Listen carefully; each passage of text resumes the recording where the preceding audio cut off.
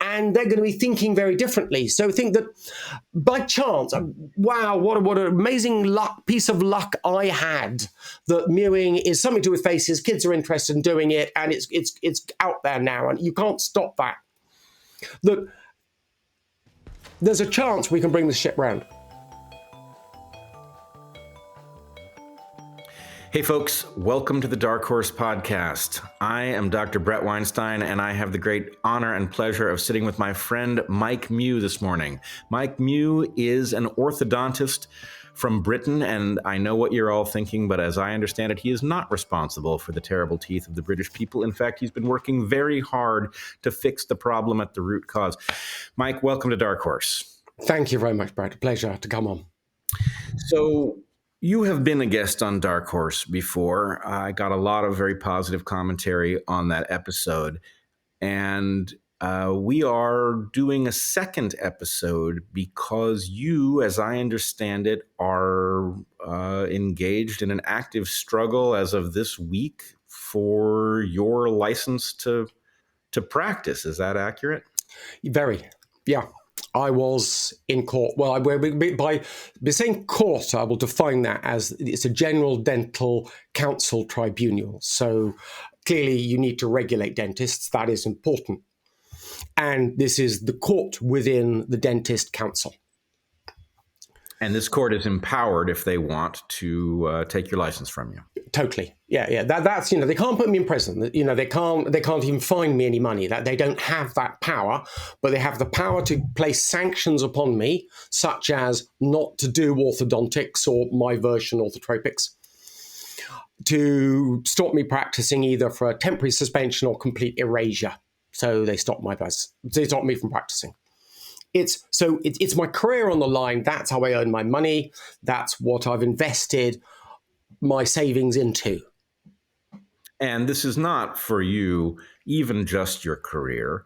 As I understand from you and from reading about you, your version of orthodontics is an extension of work done by your father, John Mew. Do I have that right? Yeah. I think there's two sides to this. First of all, side is the trying to understand the crooked teeth, malocclusion. Trying to understand the problem that we're treating, and then trying to develop a treatment system to correct the problem. So, my father observed that all was not well within orthodontic therapy, and he made many cognitive leaps of reason. He did a lot of research, a lot of investigation. He wasn't the only one. I mean, by any methods.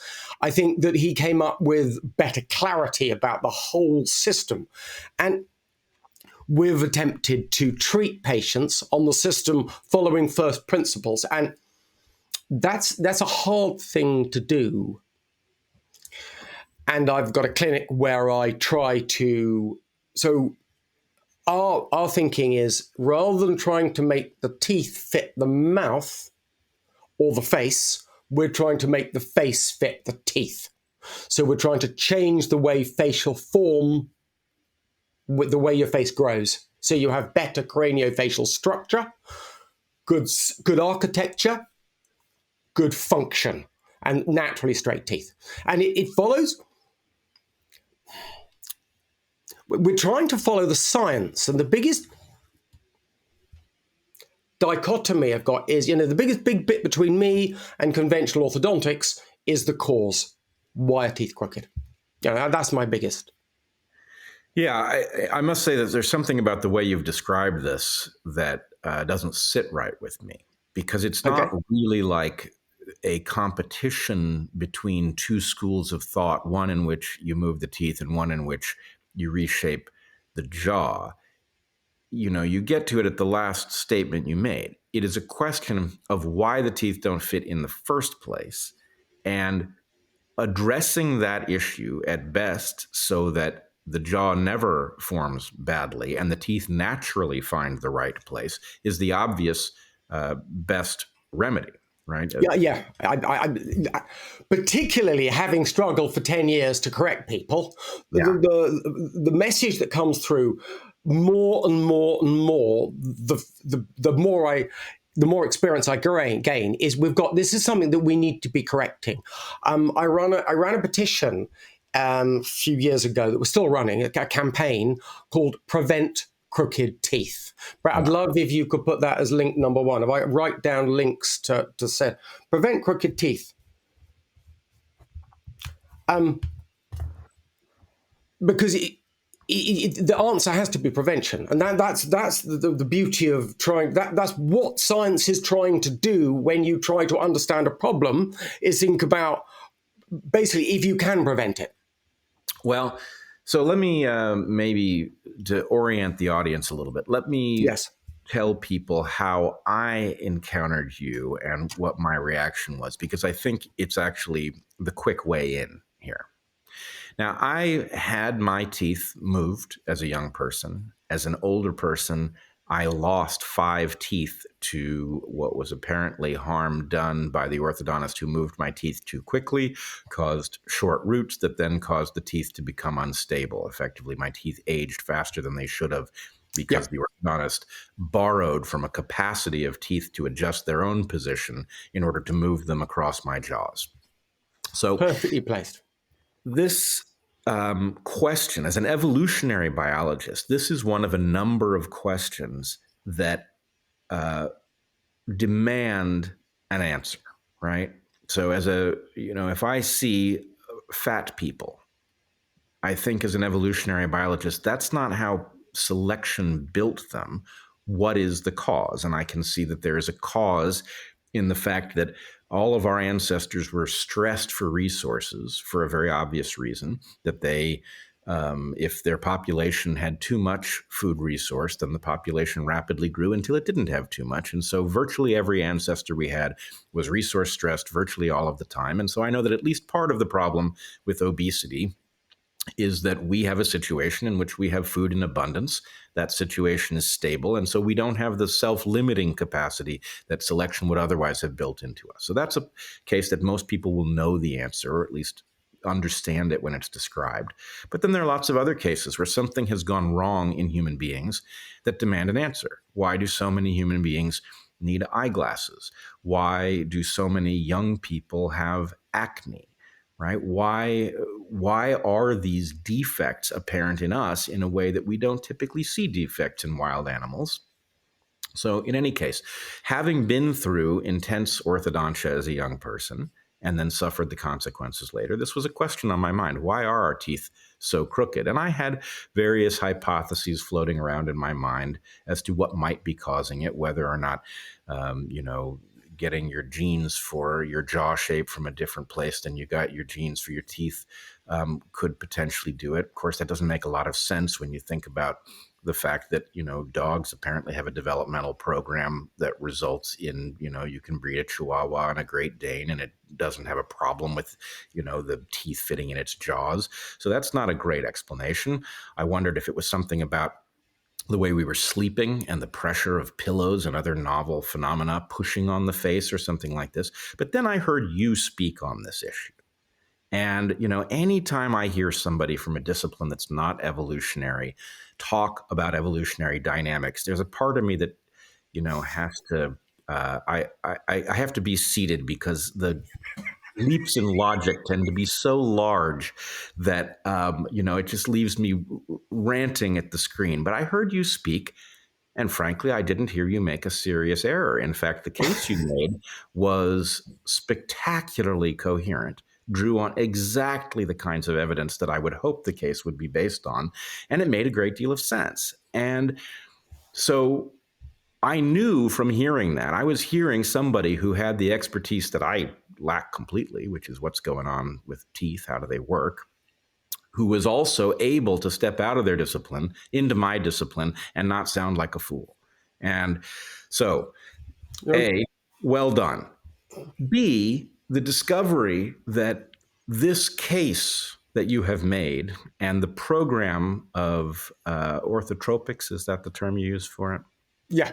That's the term we try and use for the correction of this problem. The orthodontics to correct crooked teeth, orthotropics is what we've come up with.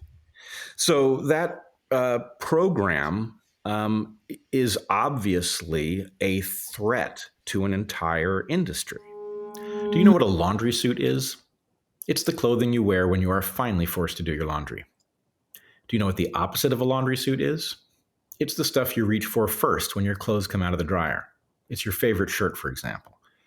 When Mizzen & Main contacted us about sponsoring the show, I'd never heard of them. Turns out they specialize in the design and manufacture of favorite shirts. When I got my first package from Mizzen & Main, it was instant love. The quality is obvious at first touch. Mizzen & Main are the inventors of the performance fabric dress shirt, and they really are comfortable. These shirts combine the flexibility of your favorite athletic wear with the fit and style of a custom dress shirt. Lightweight, breathable, and moisture wicking. They are actually the best dress shirts I've worn. And they are machine washable. That means no more expensive trips to the dry cleaner. Plus, for cold weather, they've got amazing flannels, pants, sweaters, and jackets made from the same Mizzen & Main material they've become famous for. They've got over 30,000 five-star reviews, so you know their stuff is high quality. If you wear dress shirts and haven't tried Mizzen & Main, you're missing out. It really has become my favorite shirt. So if you want the best cold weather clothing, find your next favorite shirt at Mizzen & Main. Shop their Black Friday sale and get 25% off site-wide with code THANKFUL25. That's 25% off the entire site when you go to MIZZENANDMAIN.com and use the promo code THANKFUL25. Our second sponsor for this episode is 8 Sleep. Sleep is necessary, and good sleep changes your whole outlook. Without good sleep, we are condemned to be less healthy and less productive. And let's face it, when you're not sleeping well, you're probably also less attentive to the needs of the people you love. Despite the importance of good sleep, more than 30% of Americans struggle to get it, and temperature is a prime culprit. It's well known that people who share a bed often have different preferred sleep temperatures. 8 Sleep allows fine-tuned temperature regulation for both people. Having a cool room and a warm bed is a luxury that 8 Sleep makes easy to obtain, or a warm room with a cool bed. You schedule your temperature preferences for your side of the bed in advance, and if you want to adjust it during the night, that's easy too. Just a couple of taps on your phone and 8 Sleep changes the temperature in the desired direction. The Pod Pro cover by 8 Sleep is the most advanced solution on the market for thermoregulation. You can add the cover to any mattress and start sleeping as cool as 55 degrees Fahrenheit or as hot as 110. The temperature of the cover adjusts each side of the bed based on the sleep stage, biometrics, and bedroom temperature, dynamically creating the optimal sleep environment for you. 8 Sleep users fall asleep 32% faster, reduce sleep interruptions by 40%, and get more restful sleep overall. And with 30% more deep restorative sleep on average, they are likely to benefit from faster physical recovery, improved hormone regulation, and increased mental clarity. Finally, the wake-up feature, which can signal you with temperature change and/or slight chest-level vibrations, isn't jarring at all. It's much gentler than any standard alarm. Heather and I were both skeptical about the value of a technologically enhanced mattress, but we're now totally convinced. We are surprised how much we appreciate this bed when we're home and how much we miss it when we're away. Go to 8sleep.com/darkhorse to check out the Pod Pro cover and save $150 at checkout. 8 Sleep ships to the USA, Canada, and the UK. Our third sponsor for this episode is Vivo Barefoot, shoes made for feet. Most shoes are made for someone's idea of feet, not Vivo's. Vivo's are feet-first, foot-forward shoes that will change your approach to walking. Vivo's are made by people with feet who know how to use them. Here at Dark Horse, we love these shoes. They are beyond comfortable.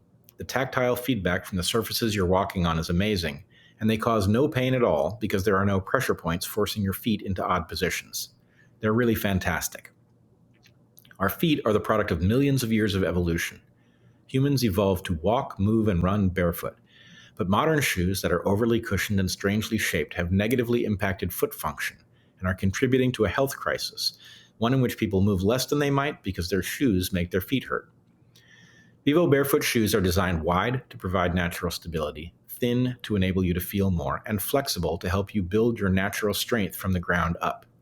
Foot strength increases 60% in a matter of months just by walking around in them. The number of people wearing Vivo Barefoots is growing. Once people start wearing these shoes, they don't seem to stop. Vivo has a great range of footwear for kids and adults, for every activity from hiking to training, as well as everyday wear. They are a certified B Corp, pioneering regenerative business principles, and their footwear is produced using sustainably sourced, natural, and recycled materials, with the aim to protect the natural world so you can run wild on it. Go to vivobarefoot.com/darkhorse to get an exclusive 20% off. Additionally, all new customers get a 100-day free trial so you can see if you love them as much as we do.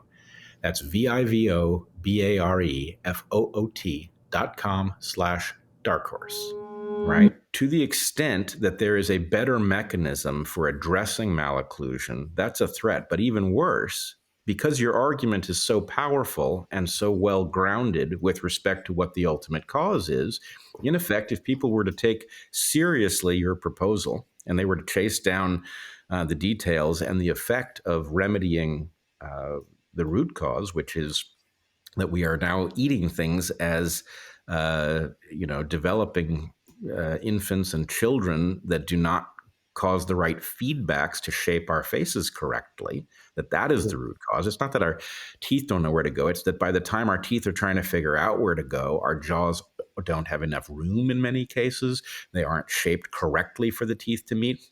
So were we to take that seriously, orthodontics would become a very rarely needed specialty, only in cases where there was something like a congenital abnormality that was not responsive to proper diet. Which is usually below 1%.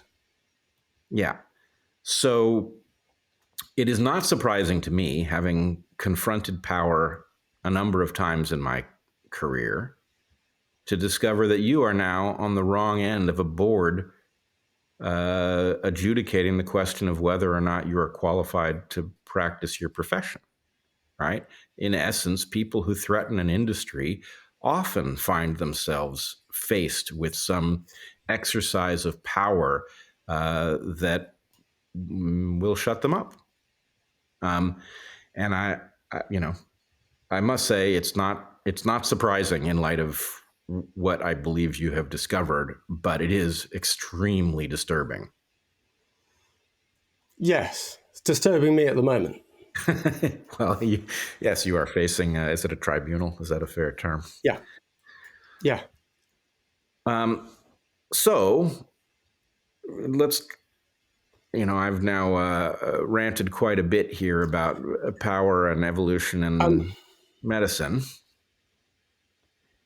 Yeah, I mean, for me, life's really tough at the moment, because if you are coming up with new ideas, you're ahead of the game.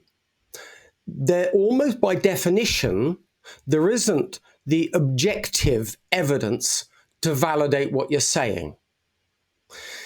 One thing they don't want in these types of tribunals are ideas, logical trains of thoughts. I don't know why, but it seems that in medical tribunals, this is almost a disavowed argument. They always want objective evidence. And I think I almost think that's a symptom of the wider problem that we've got in medicine. That, it's almost as if the power, the structure within medicine is almost, it looks to the top to come down with ideas. And if you come in with, the bright guy, the maverick guy coming in from the edge of medicine, this is the classic example, the maverick that comes in with some great idea and medicine tries to stop him. This has been repeated within medicine time and time immemorial. And it's almost interesting the way that in this tribunal, they're not going to allow me just to give a coherent argument. I could say from a scientific basis that unless you can invalidate, unless you can falsify my argument, then I ipso facto QED, here I stand, please go away. Yes, and this is extremely troubling.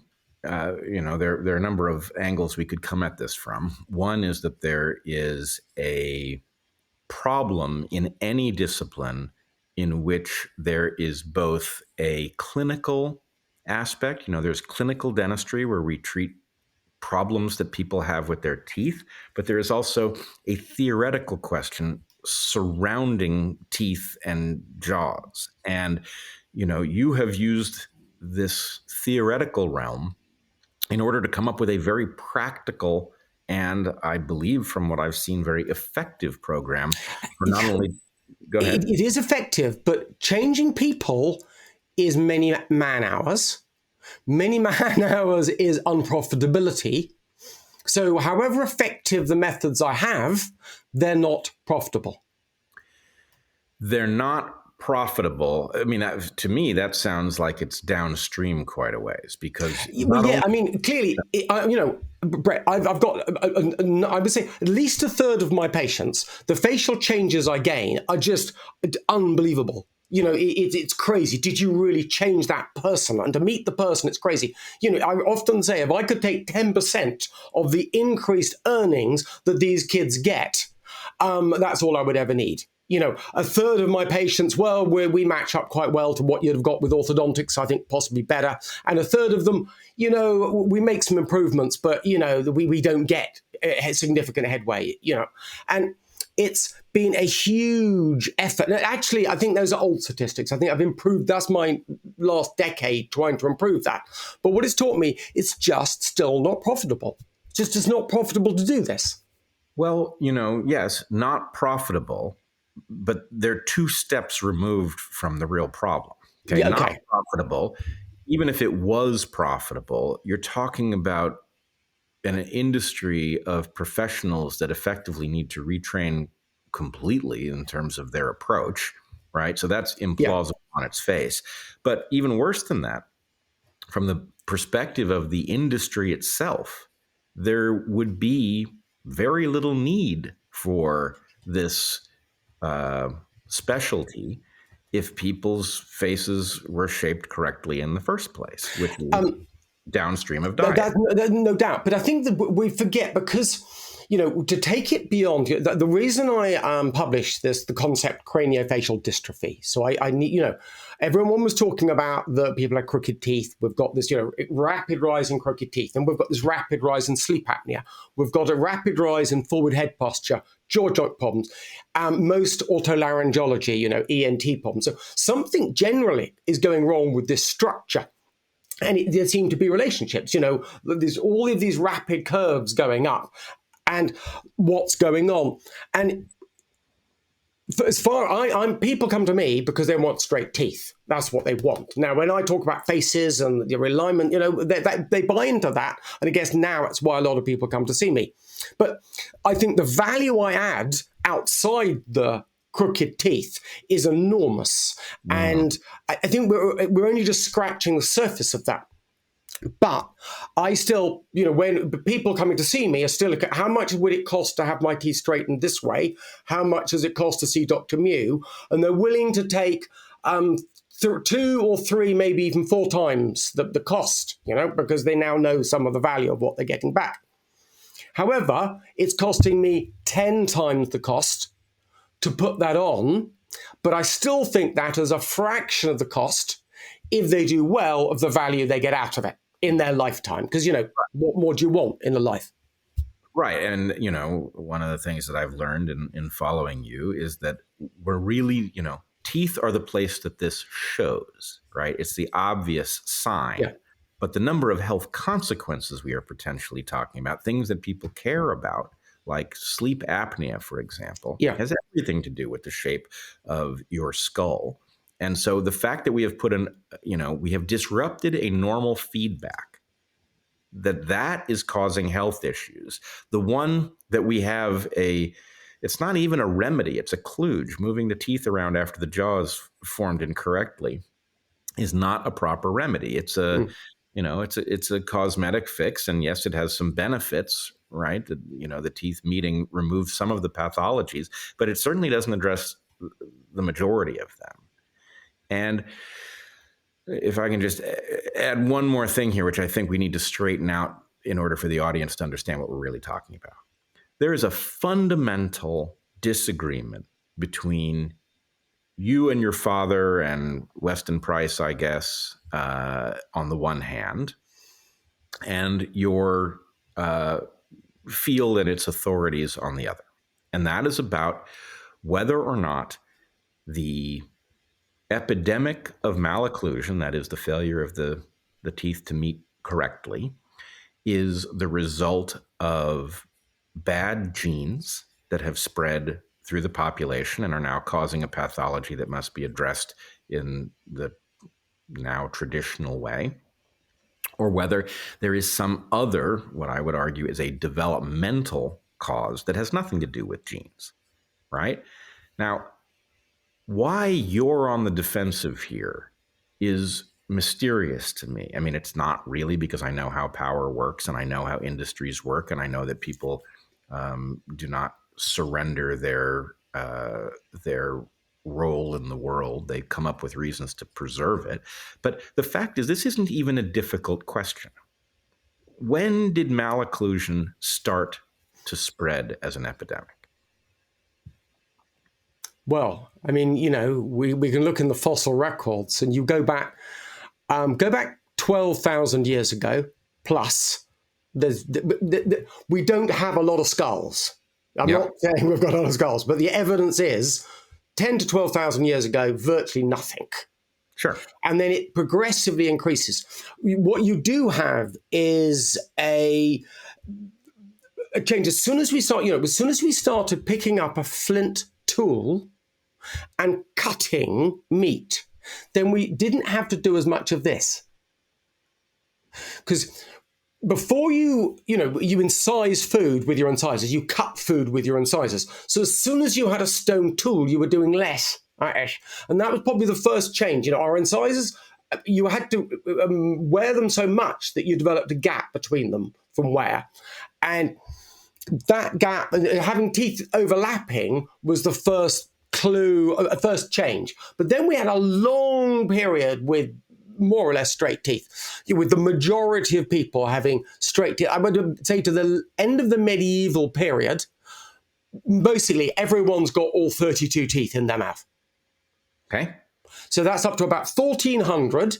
This is in Britain. We've got to take some localities. So, the developing Europe, most people have got all their teeth working in function, including the wisdom teeth, up till about the 1400s.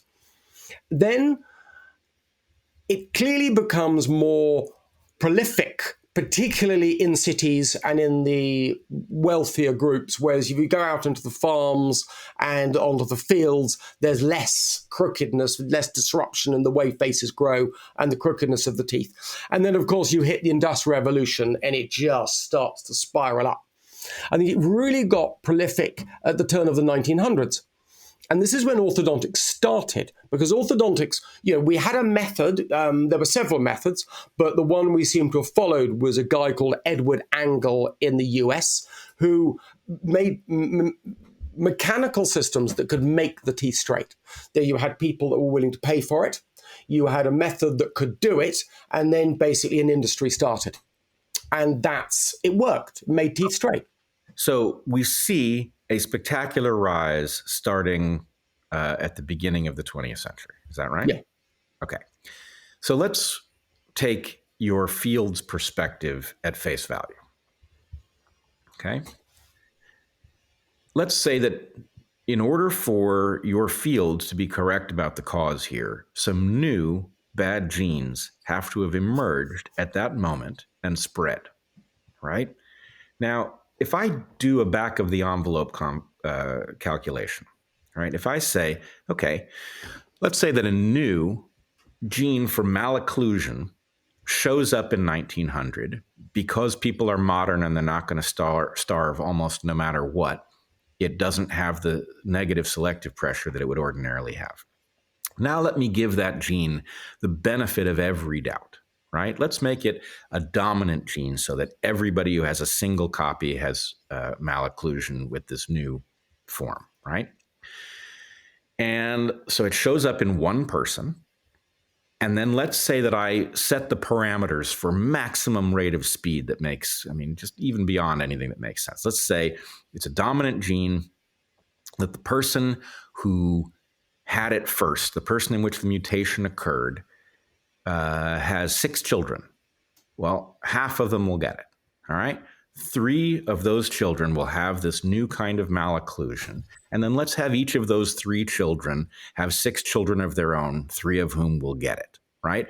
So this is like a ridiculous rate of spread. This is, this is winning the lottery as far as some new gene is concerned, spreading across the population. Well, at that rate, in 100 years, the total number of people that would have had that new kind of malocclusion, if I'm doing the calculation correctly, is under 125.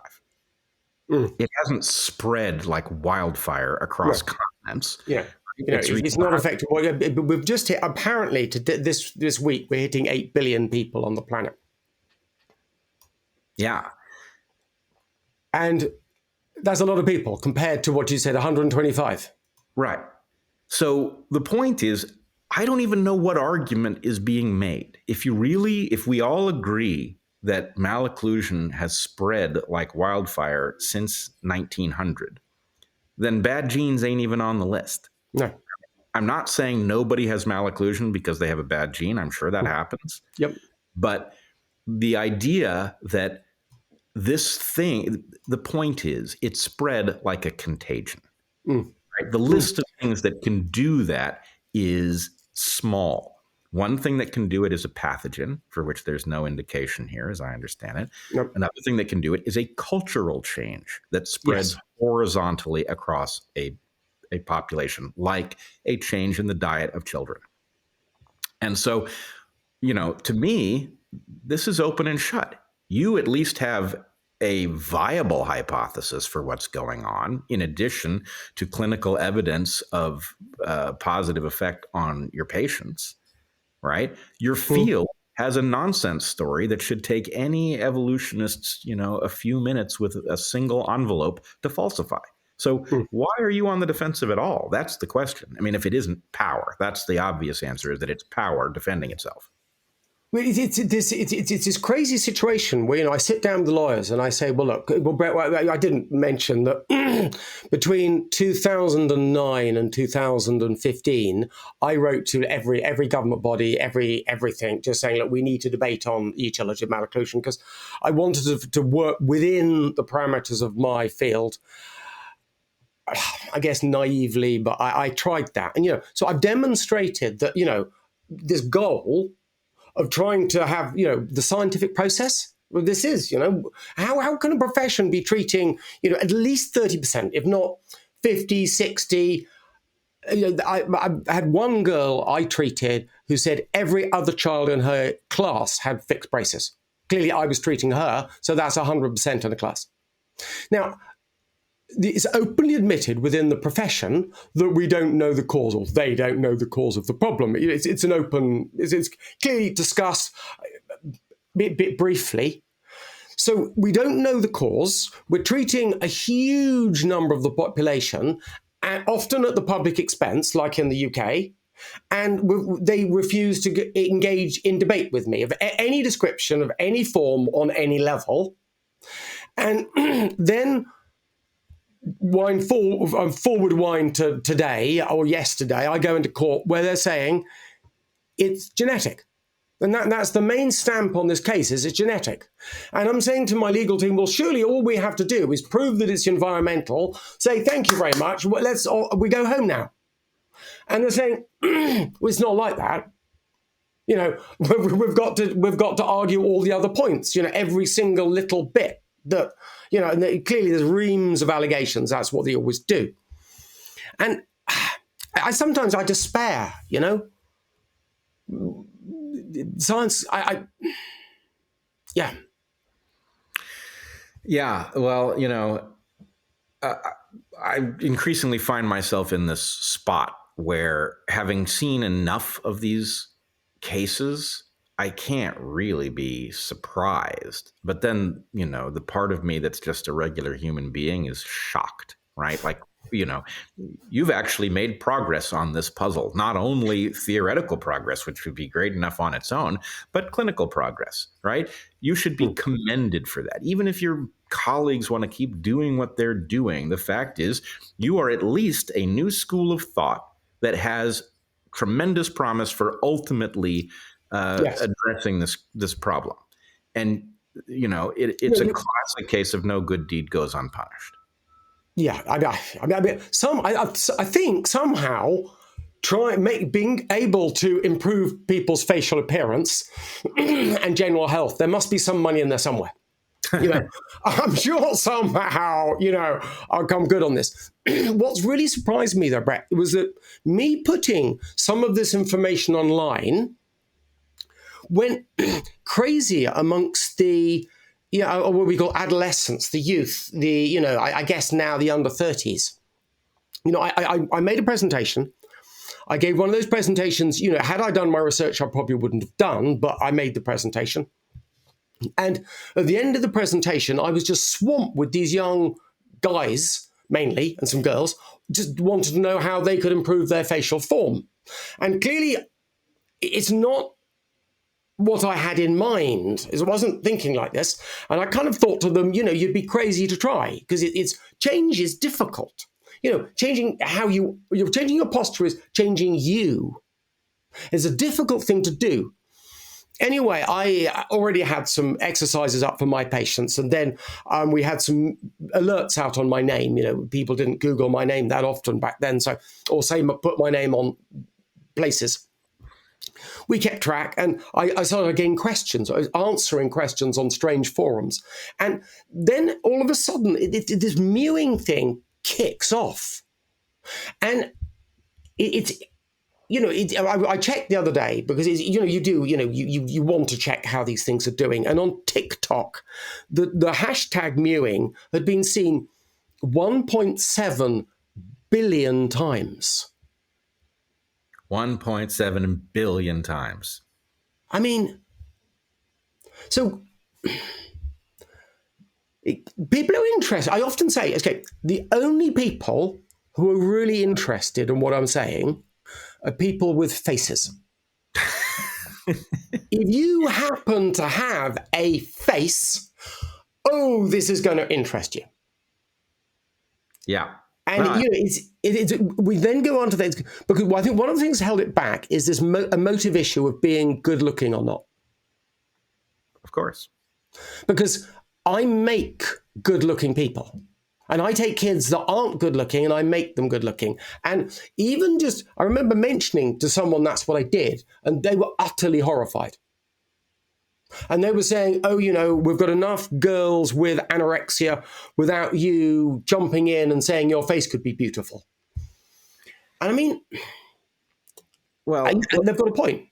No, they don't. No, they don't. And let's just sketch this out here, okay? You make people. So one of the things that you said in one of the first videos I saw of you discussing this question was that now that you understand this process, you look at people and you see like people who have been in a car accident, that our faces are distorted by this developmental failure, and that you now can't help but see it, right? Which means that in effect, whatever it is, and I fully believe that at the root is an innocent error. People did not know that in changing the diet, they were going to make people. Yeah. The world is littered with innocent errors.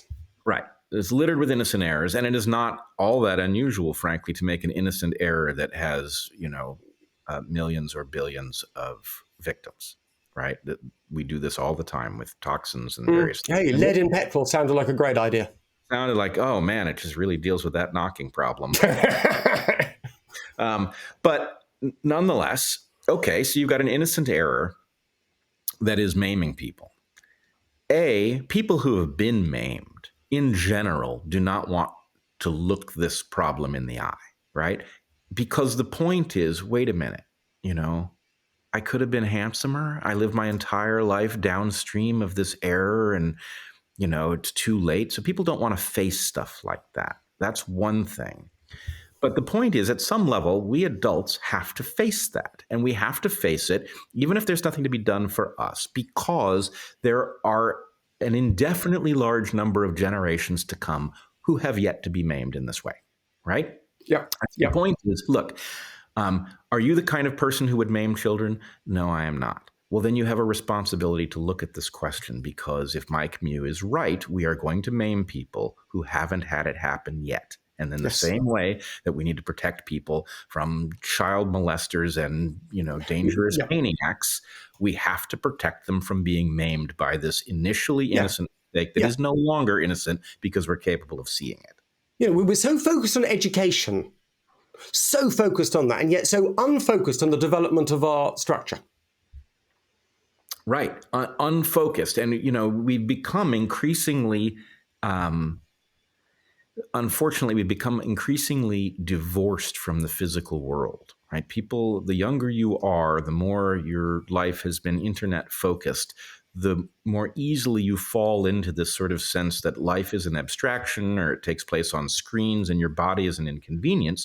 But the point is, of course, no, the body is fundamental. And to the extent that you're neglecting it, or that you've been maimed by a mistake, like you were fed foods that were too soft and didn't give the right feedbacks to your jaw in a developmental process, that's tragic. But the real tragedy is all of the people that this hasn't happened to yet, who it's going to happen to if we don't look at it. Prevention. It's the obvious thing to do, even for those of us for whom it's too late. This is just such a clear moral obligation for us to protect those who have yet to suffer from it. That it's not surprising that you're hearing an incoherent argument from people who don't want to put that together. They don't want. I never get an argument.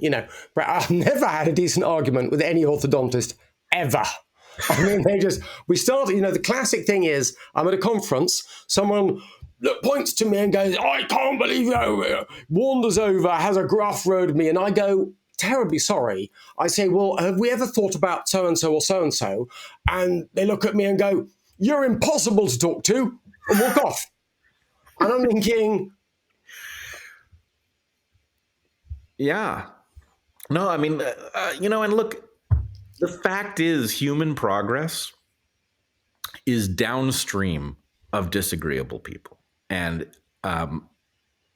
you know what, Mike? You're disagreeable. Right?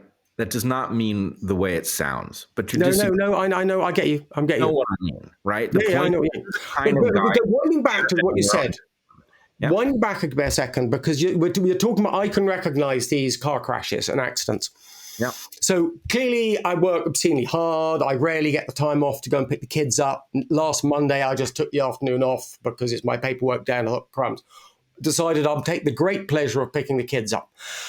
They'd moved class since I last picked them up. That's how long ago since I picked them up. And it was Christmas coming up. And so I found out where they were being picked up. I picked them up, and I'm standing there outside the classroom, and I can spot. So they're in primary school, and I'm looking at 5, 6, 7, 8-year-olds, and I can spot which ones aren't growing well. And I know that literally not that much hard work and effort right now, well designed, well implemented over a significant period of time, could massively help prevent these problems. Really cheap things, chewing gum, with lack masticatory gum effort, just from when your child get home in the evening to when they go to bed, chew gum. It's not complex. I've got a video called the 5-Point Prevention Strategies. Really simple video to prevention. But it's blowing my mind. I can spot these kids. I can see them in front of me. And well, look, there's a reason that Cassandra is what she is, right? I feel for Cassandra. Yeah, of course you do. The point is that was a warning. It was a warning to people like you and, frankly, me. I don't remember if we talked about this in our last discussion. But, the thing that woke me up more than anything else was when I discovered a flaw in the system that we use to test drugs And I discovered that the mice had been broken in a very particular way that made those mice prone to tell us that drugs were safe when they really weren't. What I thought was going to happen next was I was going to publish my paper, which turned out to be a struggle. And the scientific community was going to say, oh shit, what have we done? There was going to be, yes, some, ass covering and all of that, but we were going to do everything in our power to solve the problem so that going forward, we would not continue to compound it. You know what happened? I don't know where this is going at the moment. Carry on. What happened is nothing. I tried for 10 years to alert people to this problem. As far as I know, nothing was ever done. What's more, the panels that were put together to discover what the problem was systematically avoided it. Right? So that told me something. We were willing to leave our scientific mechanism broken so that it would continue to blind scientists generation after generation. What's more, this thing has now come roaring back into my life because, as far as I know, the very same mice that were broken in the very same way that I recognized back in, 1998 and 99, right? This is more than 20 years ago now. Those same mice are now being used to test the safety of COVID vaccines for authorization for use in children who don't need them. So, the point is that story told me, look, okay, you're Cassandra, and there ain't just one. It happens to everybody who discovers something really important that upends an entire field or discipline or whatever. You see, Bret, if this was in the computing world, you'd come out with your widget. The widget demonstrates work because computing either works or it doesn't work. It's a gadget. You'd have made billions of pounds and you'd have your mini Silicon Valley empire that you'd gently start branching out on, and you'd affect the same attitude that you affected in this into other areas, and you'd probably be, your finger in 20 companies by now. Right. If this were the kind of discipline where you could just simply say, well, I don't care that you don't believe me. My widget's going to be 30% faster than yours because I understand something you don't. You're right. This would just simply, it would spit out a profit and it would be much easier. You wouldn't have to defend yourself on logical grounds against people who are... No, because you'd have made, the widget worked and you'd made money on it. Right.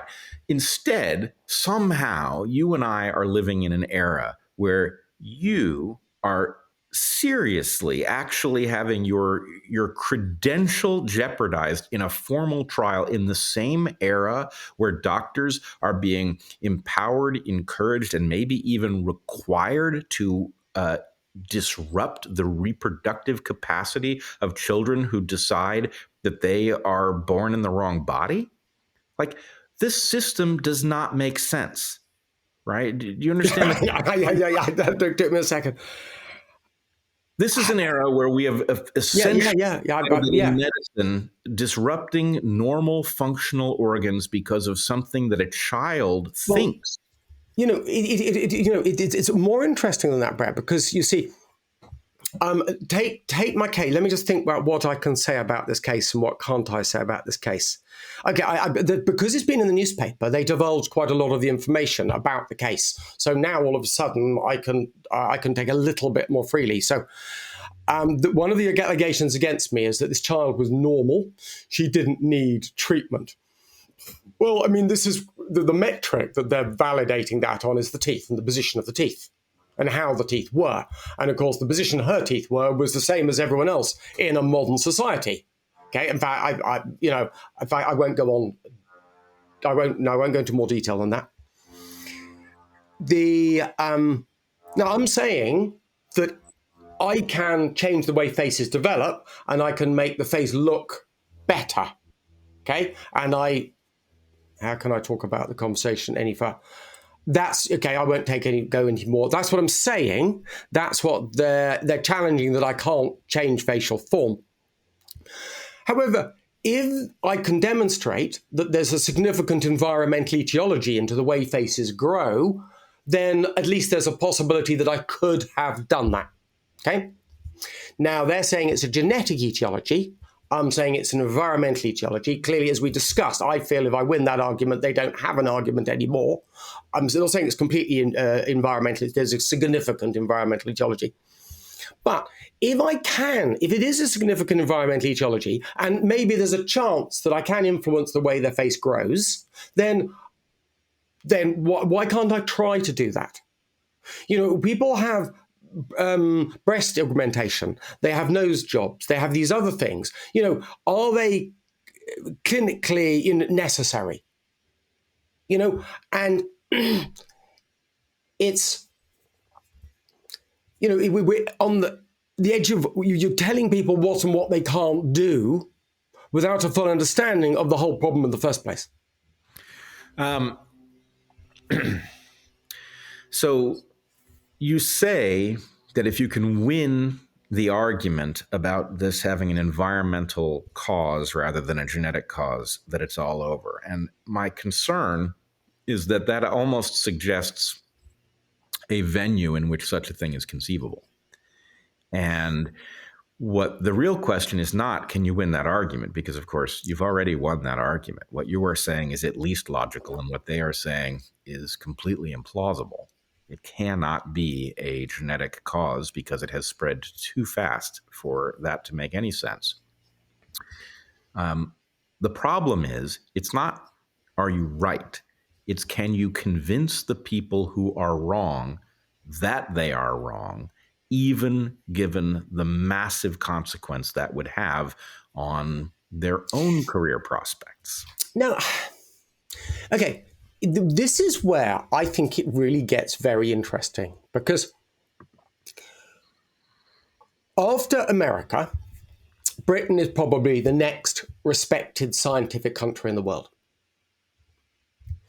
Now, Britain has quite a regimented system by how it appropriates money or distributes money. So we have things like the NICE committee, nicely named, Institute of Clinical Excellence, something like that. Clinical and an I somewhere, I can't remember it. And what they'll do is they in theory should look at the evidence relatively freshly. So if I can gain traction in the UK, there are systems in place because we pay for the orthodontics for so many people's orthodontics, that you might actually get this changing, and you don't have a sort of central organization, power structure in the UK. You don't have the drug companies. Companies that make orthodontic appliances tend to make other things as well. Most clinics are conglomerates of clinics, but they never get that big. I mean, the only major player in all of this would be things like Invisalign. And I could say happily to Invisalign, I've got some great ideas. We could work together. Invisalign, give me a shout. So this is unique. And I think, I remember in the film Working Girl, where they finally come to the big round table, and the guy who owns the company or radio station, he talks about they couldn't get the bus, the lorry down under the tunnel, and the little boy said, let the air out the tires. They let the air out the tires, and that was just enough for the lorry to go through the tunnel. And the idea with the analogy is that this guy, by taking on a radio station rather than a television channel, he gets the same protection. So he's taking the air out of his tires a little bit. And in a way, everyone's been looking for change in medicine in these big areas, these areas like drug companies, these areas like, as you have thought, and they will fight back. Because these are big items, these are big pharmaceutical companies who are prepared, they're organized. This isn't the first time. You're not the first person they've had to hold back. They're practiced. In orthodontics, we don't have that. Yeah, my concern is that I think, and I don't know, you tell me if this sounds plausible to you, but I think your mind is constructed in an unusual way, which is why you've landed where you have. And so I think you're looking at these folks and you are imagining that they are more like you than they actually are. And the problem is that what they're doing does not involve them gathering and saying, Mike Mew's got a point, and maybe we can shut him down. That's not what's taking place. What's happening is they intuit where their interests lie, and they reverse engineer arguments that advocate for those interests. And without question. So the problem is they actually, in their own minds, are heroes who are shutting down a rogue orthodontist who is in danger of hurting people. He's not doing what he should do. He's, he's out of control. And, okay, who are you talking to? Well, you're talking to an evolutionary biologist who says, whoa, wait a minute. I've never heard anything reasonable from orthodontists about where this problem comes from, but I did hear Mike Mew say a bunch of things that frankly make perfect sense. He couldn't be making it up. The story adds up completely, right? The anthropological evidence, the evidence from wild creatures, the evidence from clinical practice, all of these things tell the same story. This is a developmental problem. It's a developmental problem with an environmental cause that can be remedied at the root. And that could not possibly be more frightening to people who make their living correcting this very problem. They do not want it cured. That's the problem. And they know they don't want it cured. In their minds, they probably believe it can't be, and that you are just simply, you've lost the plot. That's what they think. So I think that's a very, very fair analogy of the situation.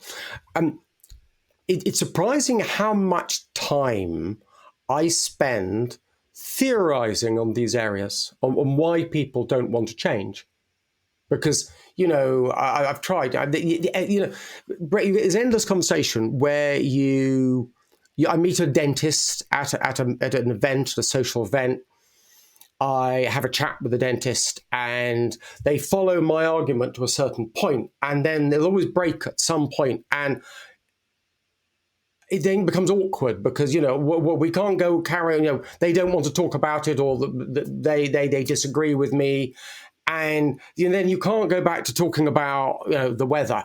And then you part company, and all you're going to do for the rest of the night is nod politely, hi mate, and then you afterwards you go through the conversation and you try and work out what you said or what happened. And I've got to the point now where most dentists, I'll just say I've got some interesting different ideas. If it's a lay person, if they're not already indoctrinated, that's not a rude word to say, then they're fresh, they're fertile ground. I mean, this is why mewing has spread so rapidly, because these kids, it makes intuitive sense. They weren't, indoctrinated again in that sort of mold. So, but with dentists, I just don't bother anymore. I mean, it's just, life's not long enough. I'm not going to try and convert people one at a time. They're welcome to believe whatever they want to believe. Well, I have a question I'm hesitant to ask you. I really don't like that it's a question at all, because I like what you're doing. Is it possible that actually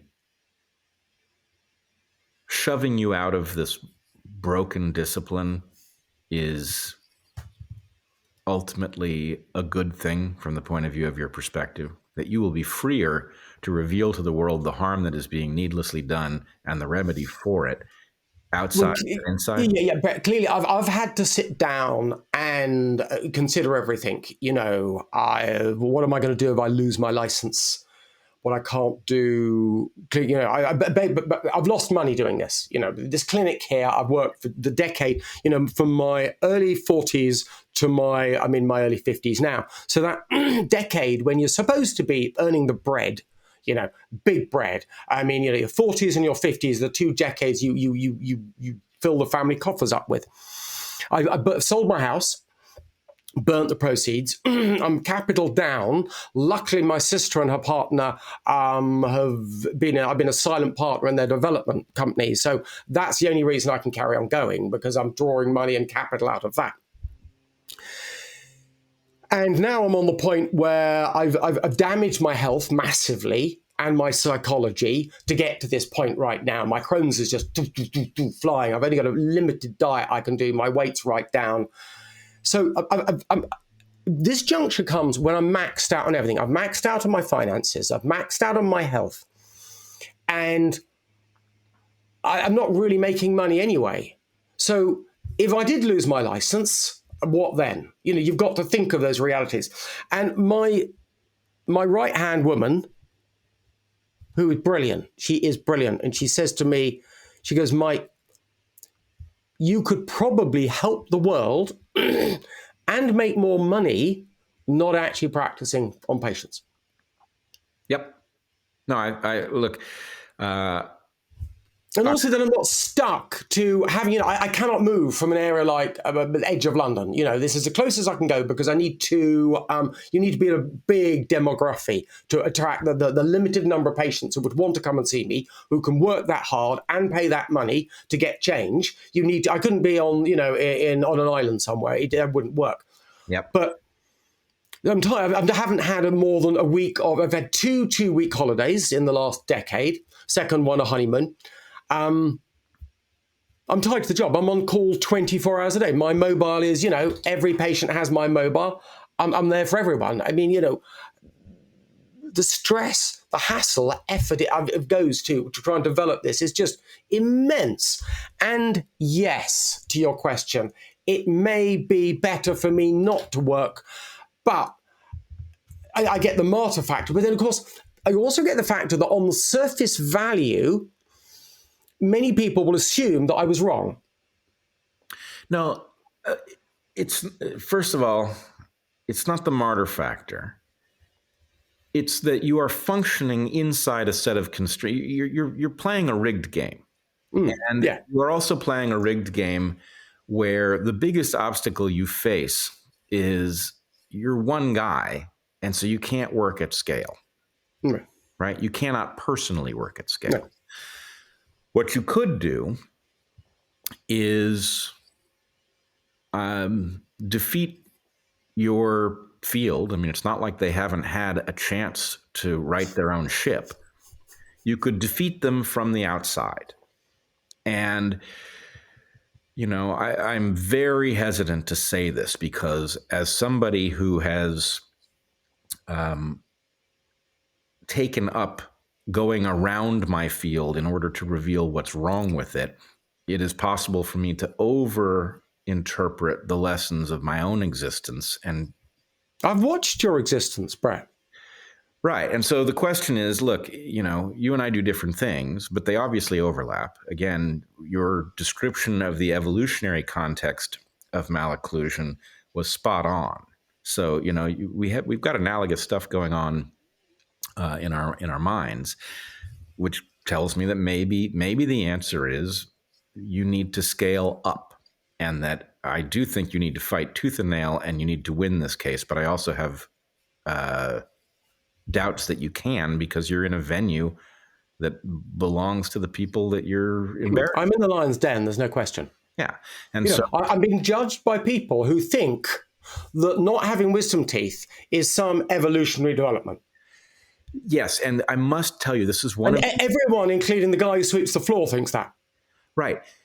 I have known since college that this story didn't make any sense. Right. The wisdom teeth story is a glaring error in thinking. Right. The idea that selection hasn't fixed the fact that it produces teeth you've got no room for. Come now. Selection, which can build an eye, it can make a dragonfly. Right? It can, you know, get a butterfly to migrate over multiple generations. It can't solve the problem that you've got too many teeth for your jaw. Come now, that just doesn't make any sense. So obviously, we are looking for another kind of explanation. And frankly, you've come up with the only one that makes any sense.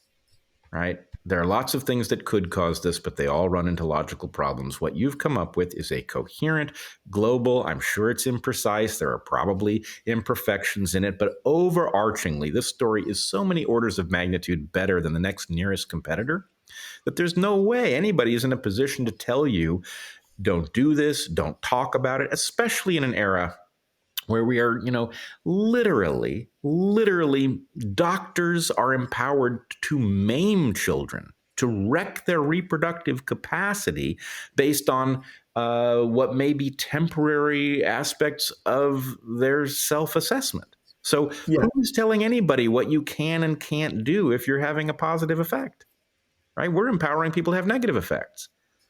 But and we're in a world where you're allowed to go and get breast augmentation. Right. Yeah, or that's have allowed. Them moved. Or have them that's not a necessary treatment. There's no way. I mean, look, breast augmentation, I don't know very much about it. I'm sure it's destructive. Removing breasts is inherently destructive. Right? We have medicine removing people's functional breasts. Right? Or some having a nose job for aesthetic reasons. Right. There are inherent risks from doing this. You do that too often. I mean, the Michael Jackson scenario where you get issues from doing that. And yet no one thinks twice about doing it. But I'm being accused of providing unnecessary treatment. Right. No, and all I'm saying to you is, look, I am, of course, rooting for you in the strongest possible terms because I do see you as a Cassandra-like figure. I think if your message reaches the people it needs to reach, that you are actually literally in a position to prevent the maiming of hundreds of millions of people at a minimum. That is an amazing amount of good. So, look, I'm rooting for you. But by the way, Bret, there was a paper I wanted to bring up because I thought it would be interesting just to give some people some tag on the seriousness of this level here, the seriousness of this issue, because we're talking about sleep apnea, and we're talking about people whose faces don't grow well can get sleep apnea. And maybe many causes of sleep apnea, but I deal with the structural element, the structural cause of sleep apnea. A lot of people say that is the predominant cause of sleep apnea. And, this is a paper in Australia. I'll send you the paper by, I can't even pronounce the guy's surname, the main author. Anyway, they looked at kids in the 3 to 12 years old who had sleep disordered breathing. So they defined these guys who were on a waiting list for adenoidectomies who snored. That was the criteria of where they classed them against normal kids. And these guys had a 12-point IQ difference. Sorry, 10-point IQ difference. And David Gozal has done other research similarly showing where he took people, I think in LA, who had sleep disordered breathing out of class, offered them all corrective tonsils and adenoids, I believe, taken out, and then watched how they improved in school.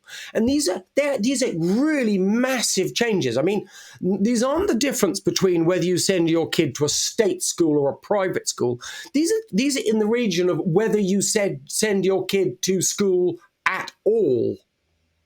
I mean, these are really big differences. And then I went and talked to a otolaryngologist, an ENT surgeon, and I said to him that I thought that I could argue that people with sleep apnea, it was damaging their health, and seriously, and 10% of the adult population in the developed world was going to die a decade early from sleep apnea and its consequences. And he says to me, it's more like 20%. That's a 1 in 5. And then I'm looking at these two ends of the spectrum, and I'm thinking that from a structural perspective, if you've got good architecture from a young age, what we're talking about is something in the region of a 10-point difference in IQ points, something like a decade more life expectancy. And during that life you have that longer, healthier, more intelligent life, you have a face that looks great. And all the benefits that brings you. And I know when I walk into rooms, because I've got an okay face, better than average because of the treatment I gained from my father, that I'm more socially acceptable. I get more responses. You know that's not fair, but that's the way it is. No, let's flip this one on its head. Yeah. There is a reason that human beings are so very sensitive to beauty. Okay? It has to do with the connection between that beauty and function. So it is not surprising that people are obsessed when they discover that you have a secret. Maybe it's a partial secret for people who have already suffered the consequences of a mal-shaped skull. But there's a reason that people are very focused on being more beautiful. That reason is downstream of the underlying ultimate evolutionary explanation for why we give a damn about this, that, and the other, right? We are selected to pay attention to this characteristic because it matters. And so, in some sense, what you have just described is the capacity of a human being to use proxies of facial structure to detect underlying health, right? Underlying health, likely mental capacity. And so there's nothing about the story you've just told that I think is far-fetched in any way. The idea that your sleep and your intelligence are connected, that your sleep and your breathing are connected, all of these things make perfect sense. And so the amount of good that potentially comes from your fixing our understanding of this is incalculable.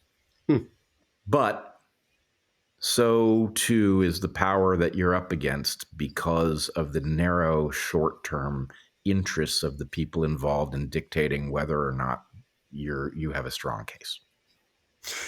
Yeah. I mean, here we go again. You know, the first time, it won't be the last time. By the way, the quote I say and what you've just said is, I think to a greater extent, your face is the CV of your health. Beautiful. It's I'm displaying to the outward world that not only did I have the right genes, I'm not saying genes aren't important, I had the right genes, but also I was able to elicit the right lifestyle, the right grit and determination, grit your teeth and carry on, to develop a good face. Yep. And that's me. So it was not only just genetics, but I've manipulated my environment in such a way that I'm demonstrating here for you that I did that. And because of that, I make a good partner, X, Y, and Z. Totally. And the fact is, this is how sexual selection works. We select characteristics that are good proxies for underlying features that matter, right? You know, why are women so sensitive to whether a guy is funny, right? Funny is a proxy for a kind of insight, right? It's a kind of insight that allows a person to get farther in the world, to discover opportunities, that exist, that can't be seen by others. And so none of these things are idle. It's not, it's aesthetic as a proxy for something deeper. Yes. What does good looking mean? Right. Good looking means that all of the things that, yes, the genes have to be right in order to be good looking. It's not sufficient, right? If you take good genes and you put them in a bad developmental environment, it doesn't work out. If you starve them, it doesn't work out. Well, but I remember going to a party and someone goes, "Mike, you're looking healthy." And I go, "You mean I'm looking good looking today?" Right. Totally. Same thing. Different sides of the same coin. Facial health. You know when you meet someone and they look that sort of dour, sort of white shade, having a terrible time. You see it in their face. Absolutely. Why wouldn't we?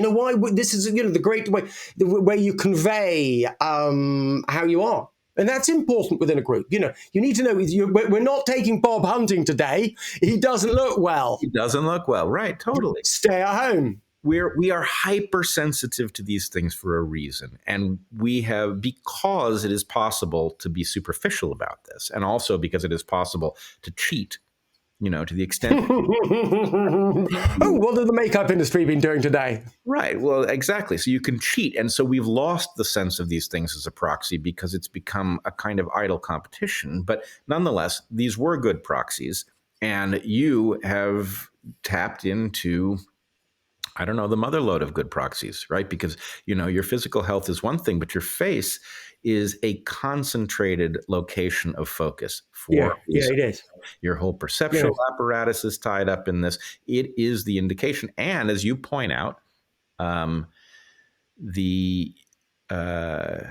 the face is the key to how far you get in the world, how persuasive you are. It is. It's shocking. That research on how much more you earn, that prison sentence. They did this wonderful study, Bret, where they took trial lawyers, judges who were deciding the sentence. So you've been found guilty, the judge has to decide the sentence. So they got all of these papers, and each one had the photograph clipped to it. And then they just changed the photographs around. Same papers, they changed the photographs, and they rated these people.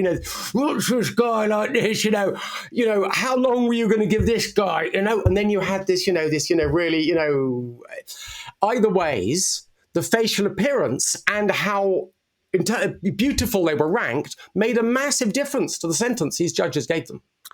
Right. Presumably without changing the facts of the case and therefore the guilt or innocence. Absolutely. I want to go back and defend a term that I used because I realize it covers two things, both of which are relevant here. Oh, yeah, okay. I argued that people are being maimed, and I mean two things by that. You tell me if I've got it right. One, there is the maiming that comes from a misunderstanding of malocclusion and therefore a extrinsic modification comparatively late in life. So in my case, the moving of my teeth through my jaws. So the treatment. The treatment, right? The treatment is an active case. But there's also, and the one that I'm really referring to, is the maiming that we do to our children by not recognizing that the resistance of their food is what dictates whether their jaws will form correctly, whether they will. Yeah, but don't forget posture as well, Bret, because a lot of people are getting blocked noses, they're hanging the mouth open, the tongue isn't on the roof of the mouth. Harvard did some brilliant research in Caltech.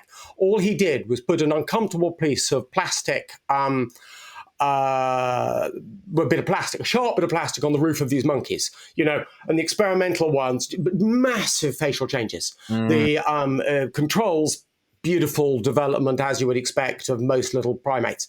And so, where the tongue is the secondary factor, we think. And the two of them are the most important factors.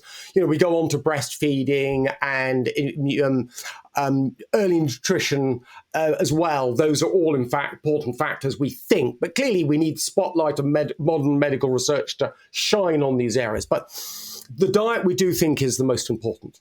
Right. And, we're not going to be able to get into all of the things that are potentially connected, but because every system, because the way you interact with your food, because of the interaction of breathing, the potential implications this has for allergies and things are significant. And the effect, then blocked noses and allergies are going to have on facial development, because if you can't breathe out your nose, you have to mouth breathe. Right. And that can become such a habit. And if you have this mix with these soft muscles, and where's your face growing? Right. No, and I look in schools and I mean, it's a classic. So we're going back to what you were saying. We've got the harm from orthodontics that does. I mean, I don't want to cover that too much because that's where I get the most resistance from my colleagues. And there are many great colleagues out there who are doing fantastic work. But we all know within the profession there's some people sometimes causing significant problems. And we talk about retractive orthodontics, and we know it happens. No, I think, power-wise, it's a loser, right? The idea of people doing active harm, the pushback you will get is, of course, monumental. But the amount of good that you will do if you can modify the approach of parents to their children early enough in life that they prevent their children from needing intervention, that's really where the lion's Yeah, share. that's the kind of direction I want to go in now, because I've watched you. I mean, clearly, my ability to earn money with my chosen subject is not as transportable, is not as mobile. Particularly the systems I use. If I wanted to build my dream clinic, I would have physiotherapists, I would have behavioral psychologists. A multitude of different people, because what I'm saying, you can effectively say I'm telling people to stand up straight and shut their mouths and build their muscles up. So using oral appliances, yeah, that can help. But I'm trying to change kids from this to this, standing up straight. So an oral appliance is one element in this broader change I need to do. But it's you can't just. I can't go on a plane tomorrow, fly somewhere else, and work in a van. Well, no, that's not where I see you. What I No.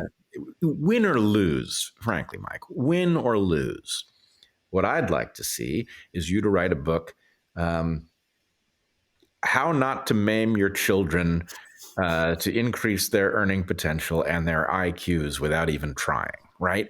That book where you alter the diet of the child sleeps better, ends up smarter, marries better because they're handsomer, and that tells a potential mate that they're a higher quality partner, right? That's a slam dunk. And, you and I are both parents, how far out of your way you would go to improve your child's position in life, even just a little. And we're talking about a lot. Right? Make your child smarter and handsomer. Oh man, that's a winner. Yeah. There was to remind me. It was a book called "Why Raise Ugly Kids," and this is. I'm trying to think. This must be 50 to 100 years ago. This really isn't new. This whole stuff. There's a huge volume of information already out there. Yeah, you're right. I should write a book. I mean, yes, I don't relish, as a dyslexic, I don't relish the idea of writing books. It's, an anathema to me, but you and me hard enough reading them. Right, exactly. Well, it's funny. I did not know that you were dyslexic. Personally, I'm not a believer that dyslexia is actually a disorder. And actually, I think you'll like... No. It's a different way of thinking. Well, it's a different way of thinking, and I'm fairly convinced that it is actually an artifact of the expense of ink and paper, right? The expense of ink and paper caused us to choose a size, effectively a font size, that made good use of these things and was conveyed information to a majority of people. But basically my sense is if you increase the font size, my dyslexia goes away. It doesn't mean that I don't have all of the consequences of having been a dyslexic my whole life. Those things aren't going anywhere. But from the point of view of, how good is my mind at telling me what symbols are on the page and in what order, right? That's a question of, it's too damn small. No. I know. I kind of know what you mean. It's fascinating because my sister's oldest is Aspergic. So she then learnt about it, and she's suddenly then she's reading the books and she's going, oh, that's my father, that's my brother. And my sister's going, but you're not dyslexic, you are clearly Aspergic. He says, the reason people don't notice that is because your chosen thing, all the people, we have gifts, one of my gifts is interacting with people. So I love people. I just love engaging with people. I love conversations. I love being out. It's my element. And because of that, she argues, people don't realize how weird I am. Yeah. Well, this is a risky conversation to have, Mike. But my sense is, I read very well, as I'm sure you do. but I read very slowly, and it is not. Yes, exactly. But I get it. I say we discussed the topic afterwards, and I'm thinking, didn't you see this, this, and this, and this? Okay, it took me 5 times longer to read it. Right. That's it. It's expensive. It's exhausting, but one gets a lot out of it when you put in the time. But it causes you to change your threshold of what's actually worth engaging in that way because it's so costly. Right. And one of the crazy things about it is, especially in an era where a lot of garbage flows through that channel, there's certainly no shortage of amazing things that are written from which you would benefit. But the problem is the signal to noise ratio ain't all that great. And having a relationship with the written word that is, where you don't treat it as just as candy, right? Where you treat it as like, well, it's got to be worth my time to sit down with that thing and puzzle through it, right? That actually has a benefit because it causes you to do more of your own thinking rather than effectively import people's worldview, the good and the bad, in one fell swoop. And I wonder how much this results in a guy like you departing from their field because, yes, there are a lot of true things, I'm sure, in your field, and there's a lot of untrue things clearly in your field. And, working from first principles, you're in a much better position to say, actually, this, and this makes sense, but that and the other thing don't, and they have important consequences. This is something that fascinates me all the time. And I think that we've kind of got the concept of science research back to front. What people are doing is they're having leaps of reason, intuitive leaps of reason, and then you do the science to back it up. Yeah. Well, and it's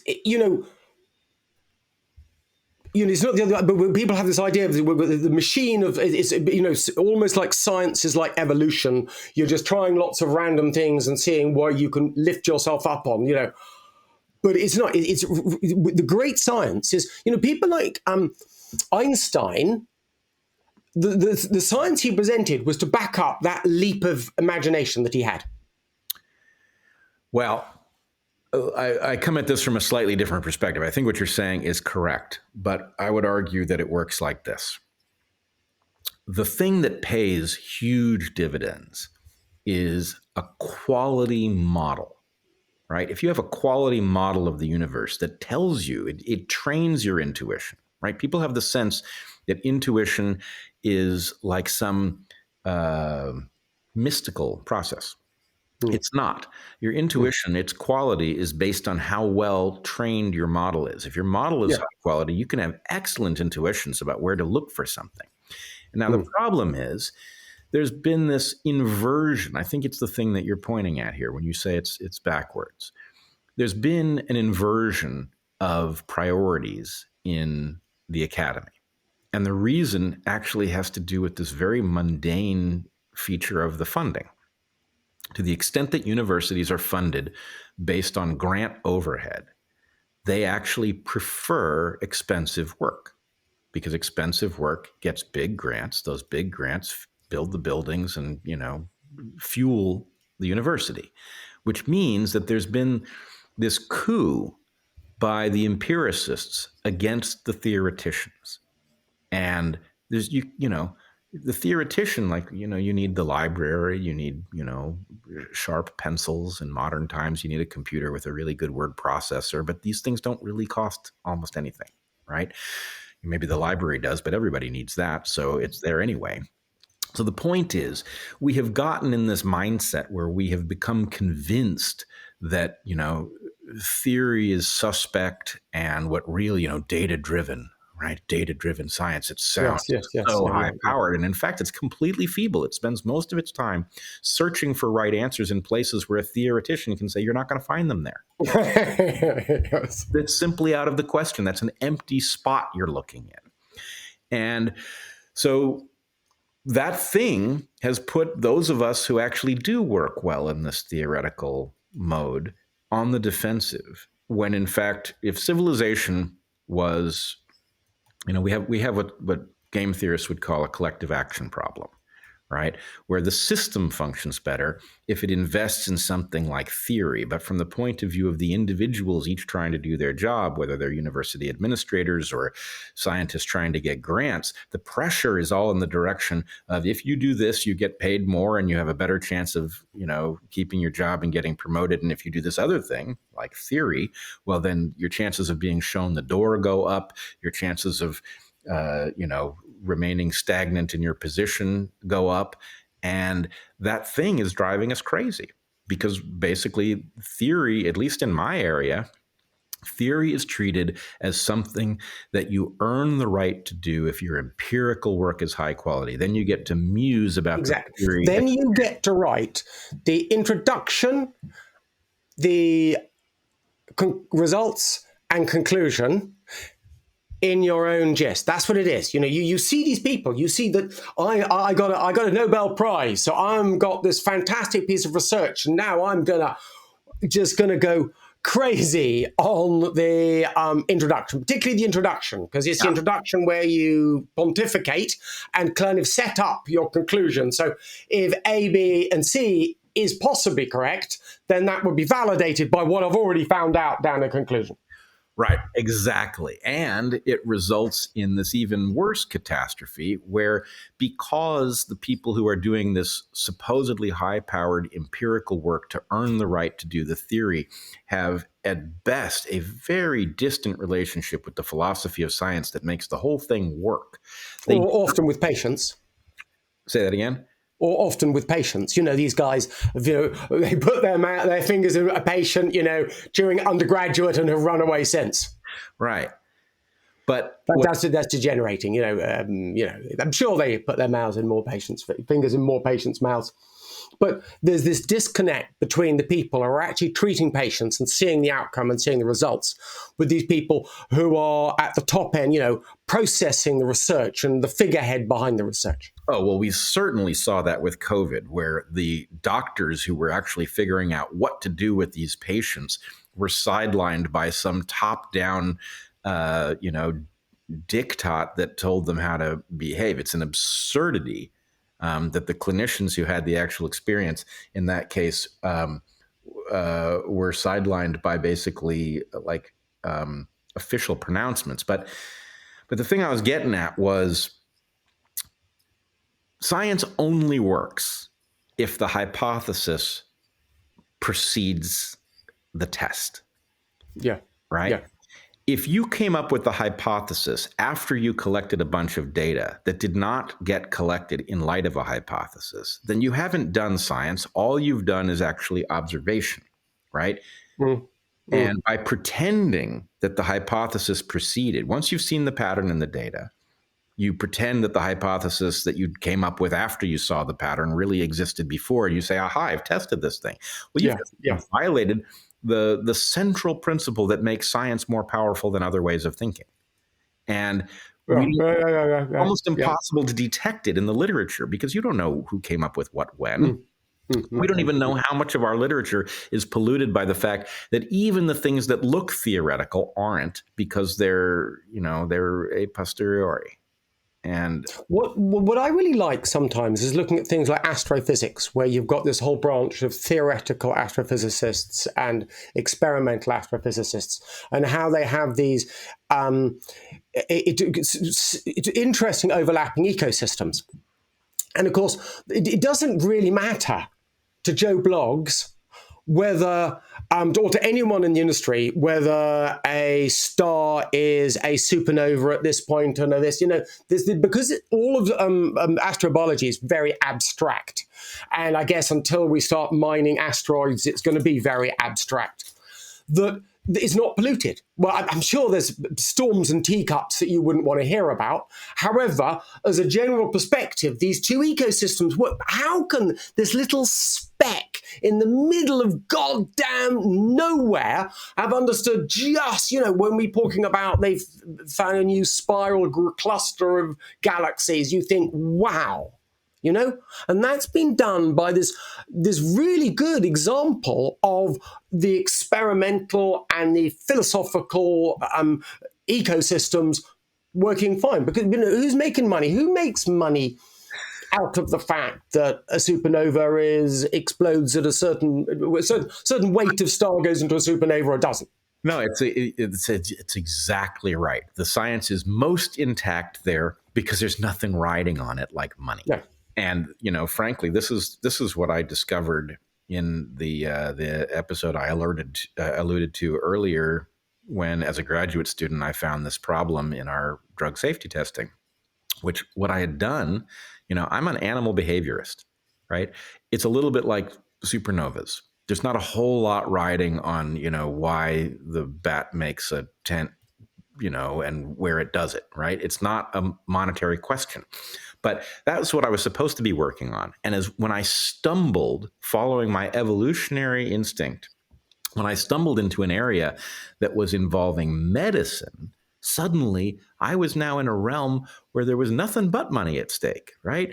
Money and career and Nobel Prizes and all of that stuff. And the point is, oh my God, the science doesn't work in this area because something has overridden it. Science is this very powerful process, but like many powerful processes, it's a delicate process. And I swear to you, it does not survive the encounter with the market. It can't, right? The market overwhelms it. And unfortunately, I kind of think that's where you are. Look, you've got a great evolutionary understanding of malocclusion, and the problem is this interfaces with dental appliances and an industry of people who depend on it happening. Yes, I mean, I do. I mean, I think. I'm going to definitely. I'm in a lot of thinking whether or not I win this case. I'm actually going to do less dentistry, yes, orthodontics, yes, orthotropics, because I want to free up other days, because I think that I could help more people have a happier, less stressed life and make more money doing other things. Like, for example, we're going to release a mewing app. I mean, clearly I'm delay, but it will be out at some point. And then, if it should do reasonably well, given how popular mewing's been, then I can earn some money, not every day with my hands. Yep. Then hopefully I can start. I don't quite know. I've got some ideas, but I just want to, I kind of naively want to make the world a better place. Yeah, you let's put it differently. You selfishly want to stop us from maiming children, right? Yes. But the amount of good here is immense, potentially. Yeah. With really simple public health messages, sit up straight, eat with your mouth shut, elbows off the table, eat hard foods, chew your food properly. Chew gum, as I said, with the 5-point prevention plan. These are not complex things, and we need to try and engage with parents of young children. We need to set up measurement strategies. I want to do research on these areas, but have enough funding to be able to do that. Have enough resources, and not, the problem is at the moment when I, phone someone up, try and contact someone, the first thing they'll do is they'll contact an established dental authority that says I'm a charlatan. Yeah. But where do you go with that? I mean, how can I achieve anything? When it's about building with people go, oh you've got to build partnerships, you've got to build this. Oh, really? Well, they don't get back to me. No one gets back to me. I have had that exact experience in the following situation. Okay. I tried to alert people to this drug safety issue, right? I had many journalists respond to me and say, what? That's remarkable. And then they make a phone call and they call somebody up, somebody who they think is well positioned to say whether this is true. And then what happens is they go radio silent, right? It happened to me at least a dozen times. Yeah. Damned to us for 40 years. Right. And I don't know, these people do not understand how progress is actually made. That the idea was if somebody else was in a position to say, oh, yeah, Mike Mew is making perfect sense, right? If that person was in orthodontics, then there wouldn't be anything to do, because the point is you're actually trying to call your field's attention to this massive error in its thinking. Of course, you're singular. And that's how, if you're going to say, well, look, I'm not going to risk my career reporting on anything that's singular. Well, okay, then you've decided to take yourself out of the running journalistically of dealing with anything truly important, because, all great ideas start as a minority of one, right? So, basically the journalistic system is structured not to be able to understand what you're saying. Your field is structured to be able to resist it no matter how strong your case is. And, I'm going to stop harping on this, but I do think at some level you are on a collision course with a book that will allow you to make your case without your colleagues having veto power. No, and I definitely need to put a book out. But again, this can take me. I think, okay. So, but to catch up. So I was in the press today. I've read half of them because I know they've taken the standard line from the General Dental Council. They've looked at the charge sheet. Clearly, I must be guilty of something. It's me that's now portrayed as the one that's dangerous without science. Hopefully, they hang around till the end of the case. What's happened is that they delayed the case. We were late in getting all our stuff in. It's just not easy getting an expert that will defend me. As we said, same system. How do I find experts to defend me? And the situation. I know they even contacted you for your advice.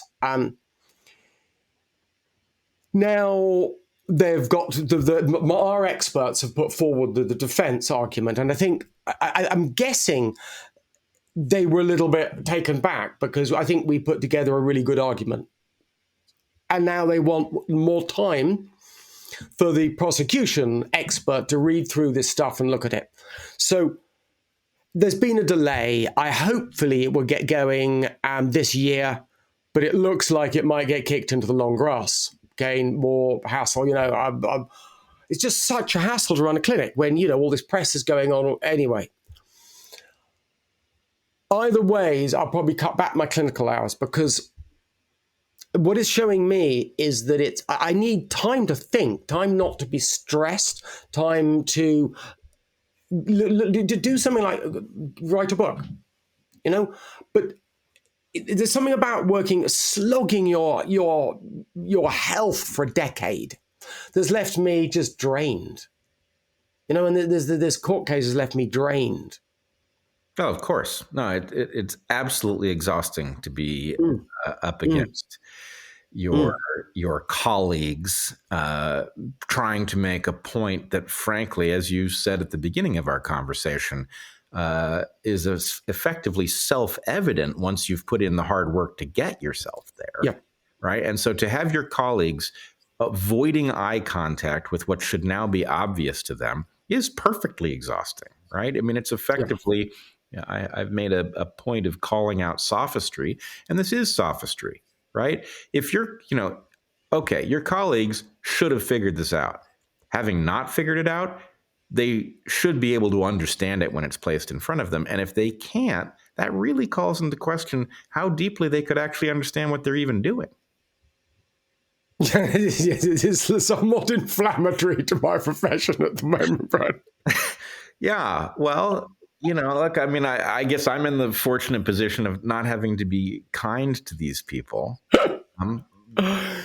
But damn it. I still have this vision of trying to encourage my profession down the right way, engaging with proper debate, You're going to have to defeat them. That's. I hope that I get as much press interest, even when I win the case. Yeah. You're going to disappoint me again. I can tell. Yeah, Look, I am hoping that this happens and that you are the unusual case of the person who manages to stare down their discipline, and your discipline realizes how much trouble it's in if it actually continues to go after you. I really, really hope that you succeed in that. But I have had a lot of encounters with power, and power is very powerful. Hmm. Hmm. Yeah, yeah. Well, again, it would be interesting. It'd be interesting to see how this goes, because I'm hoping that because this is this we're out in orthodontics is this strange profession that's fairly dislocated from the rest of modern medicine. So I'm hoping that I can make headway in this profession, and I can use that headway to then come swing left and help people like yourself or younger versions of yourself. Yeah. Where you were when you first came to those conclusions. Yeah. I mean, I would recommend that you check out a podcast I did with Steve Patterson. Steve Patterson is an unknown guy, but he's effectively a self-made historian and philosopher of science who he and I converged from very different places on the idea that we are living in something like a dark age, and that's not an exaggeration. That something has gone off the rails with respect to this process of thinking scientifically that got us this far. And in any case, the upshot is, I think the system is ejecting people who remember how to do this work. And that is having two consequences. It's wrecking field after field. They just get stuck and they don't know what to do. Mm. The consequences can be anything from just sidelining, for example, physics for decade after decade, to doing active harm, as you're seeing in your field, as I believe I saw with respect to drug safety.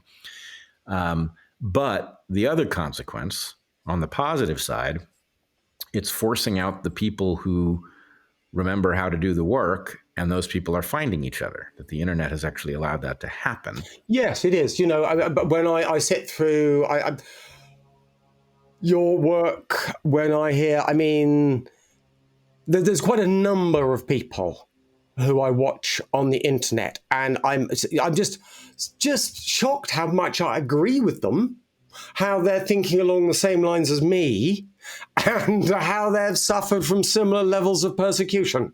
Right. Yeah. And it just seems like, there must be, there's clearly going to be a convergence here. Yeah, it's well, the way I see it is Goliath is very powerful, and he's also kind of a moron. And what he's doing is he is taking all of the best players and he is forcing them together. And in the end, he's not going to know what hit him. Yeah. An interesting article I read in the Economist recently. I love the Economist. My bedside reading. I need to get out of science. So I read the economics. So I read the Economist, and they have a nice science section. And they had an article pointing out that Einstein probably wouldn't get published today. Or certainly wouldn't get published today. And if he threw that theory in, it would be lost somewhere. And I sometimes wonder that the next Einstein is probably out there right now. He went from a job in the patent office to working in McDonald's. And he's still there in McDonald's because, no one published that paper. He didn't get picked up, and he's going to die some point, because, we forget, everyone talks Einstein, such a genius. The man back in the pre-war, between war periods, he had a university degree and he couldn't get a job teaching maths at a high school. How, you must be literally in the end pile of, no, we're not even going to consider that bloke. No, and this is happening. And I can tell you from my own field that the people who did the most important work in the mid-20th century would not be allowed to work in that manner anymore. It was too theoretical, right? And so the point is, where's your giant grant? That's true. And it is also true, both my advisor and Heather's advisor took us aside late in our graduate careers and said, this is the advisor speaking, don't think I could do what I ended up doing if I had to do it now, right? They told us this, and they said the fields just don't function. And they hadn't talked to each other. This was two people who independently came to that conclusion. So anyway, I think, we are in some place where this basically there's some analogy between generation after generation of humans developing malocclusion because something fundamental is wrong with the way they're being raised, and something fundamental having gone wrong in the way we train scientists that has now caused that system to have the equivalent of malocclusion. But okay, Bret, wait a minute. I'm just thinking, because you I'm going to add some light here, because I think you've been quite dark, on your dark, Mr. Dark Horse. You've been a little bit dark on that one. A little dark, okay. Okay, pretty dark. So we've got a thing here is now this. I'm going to say two things that one of them, I guess, is a little bit dark as well. Okay, I'll say that one first, I guess. So when I qualified as a dentist, I did my undergraduate in the Royal London Hospital, East End of London. It was a great hospital at the time because it was a very poor area. So you had a line of patients every morning like this outside the hospital. No better hospital to train and work on because you got the experience. At the time, sleep apnea wasn't in the syllabus. Yeah, I know it wasn't because you had, left-sided congestive failure. You sit the guys up in bed and you call that paroxysmal nocturnal sleep apnea. It's got the word sleep apnea in it. So I remembered learning the word sleep apnea, and I remember that was one place I learned that, and you're cramming for your exams. So I know that sleep apnea definitively was not in the syllabus in dentistry when I qualified in 93. Now, as I said, when I talked to Vic Vere, he's saying it's killing 20% of the adults a decade early in the West Nice countries.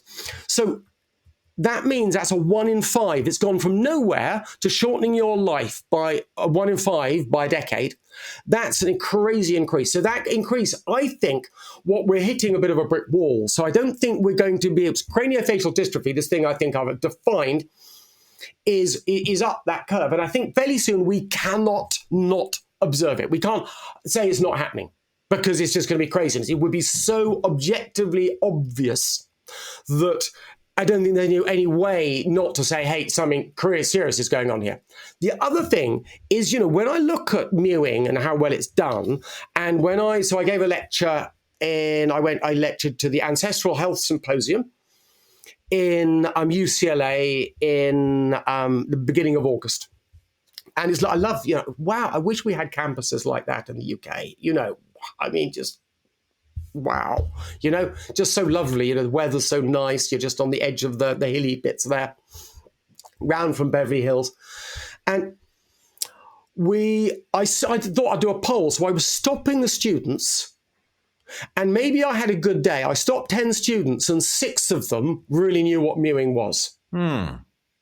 Now, that's clearly a completely biased sample, but when you've got such a large body of young people, and as I said, on TikTok as one metric, the mewing hashtag's been seen 1.7 billion times, then we're putting this information out onto fertile ground, and these people, these kids, the next generation coming up, are seeing this as a given fact.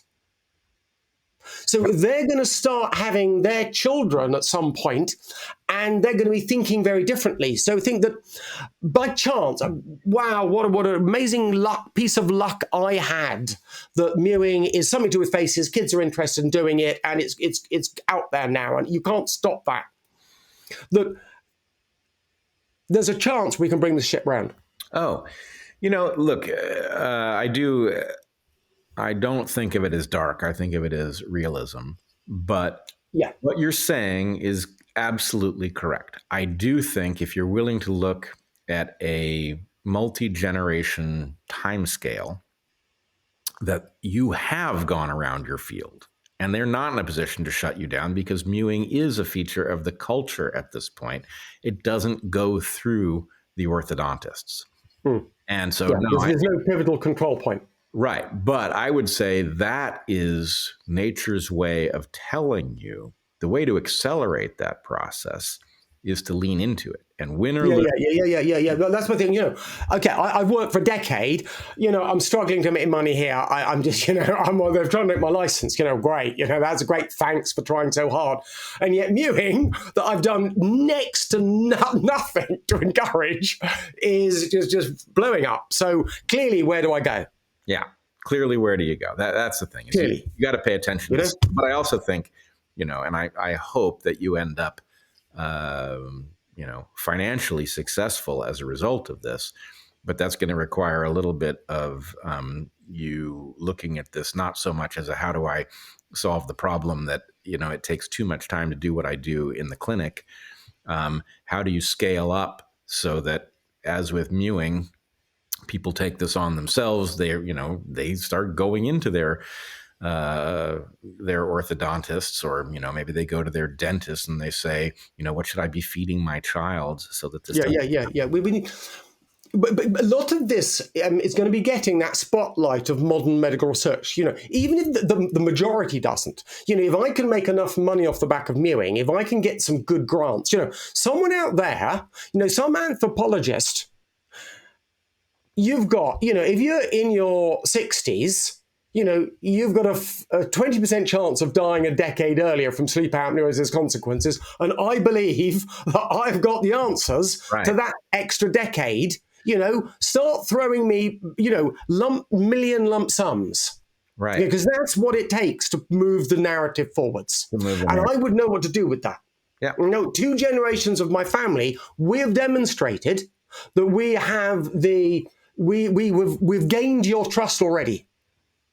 Yep.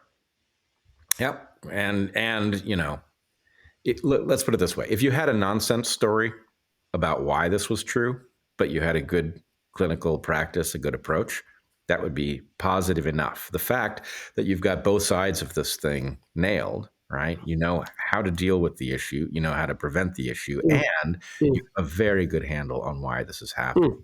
Right. But it's going to come. I think I could see some sort of random card coming out. I could see the Sultan of Oman phone me up and go, look, I can see what you want. I can see what you're doing. And for the investment of my country, I want my eldest son to look good. Yep. I want him to having a strapping jawline.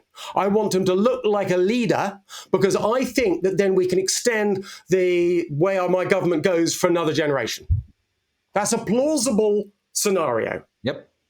And he says, I don't care how much it costs, Mike. Literally, you get the best people we're going to give them a offer they couldn't refuse to come and live in wherever I am. And we're going to make certain my son and, all of the other aristocracy's sons, and I'm going to go, well, as long as I can make them kick ass, I'll take you on. Yep.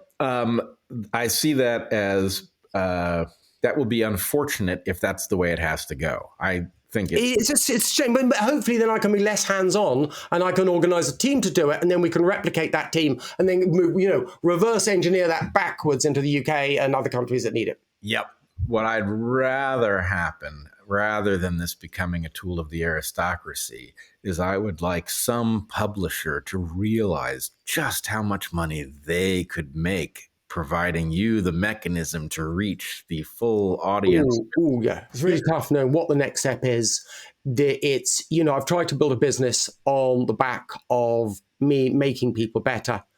And it works. You give me unlimited resources. I think I could change the facial form of almost any child to be, great. I could make almost any child have architectural structure that looked good. Now that's quite a big statement to make, and I'd need them from reasonably young to be able to do that. No, I think it's clear that what you need is for people to understand that this problem starts very, very early, and for them not to cause it. Yeah. Yeah. Yeah. Well, in my looking for my defence, I was digging up lots of old texts written back in the 1890s, 1810, no, 1910, 1920s. And you talk, listen to these guys, and they're saying, clearly it's a little bit, there's a lot of racism within the language they're using, because they're talking about the black farm boys and how they're growing into being fantastic facial form because they eat sugarcane, and they're describing their mechanism of how they think. But I'm thinking, you're spot on, Underneath this, to take the veneer of clear prejudiced language, these guys are clearly saying, these guys are chewing tough sugarcane at a very young age, almost before they've got teeth. Yep. Right. And that's what's really causing the development in the dental arches. Right. So yeah, they saw it. Yeah. That's still a piece of information that circulates. Heather and I have done a lot of work in the neotropics where sugarcane is grown.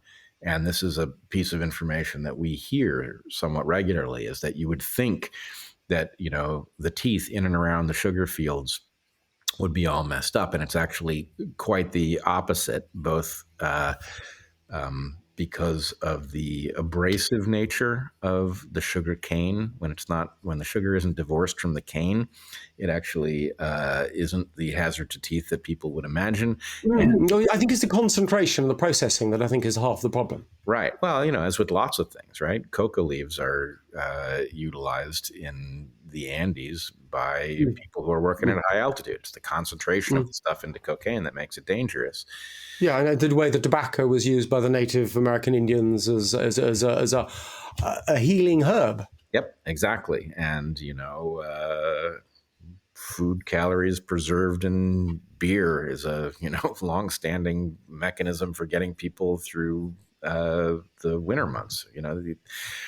There's lots of this stuff where the natural version of something is safe and useful, and the concentrated modern version is lethal. Or taking it to excess. Right. Yeah. It simply wouldn't have been possible in a society where you didn't have access to excess. Right. And in fact, you can tell a very similar story with respect to marijuana, which was a comparatively safe, much better than alcohol, in fact, intoxicant. And the way that the law prosecuted people on the basis of the weight of marijuana that they were caught with caused it to be absurdly concentrated. And it is that absurd concentration which basically transforms it into a different drug. No. I mean, I think, you know what they say about common sense? The problem with common sense is it's not very common. Yes. Yeah.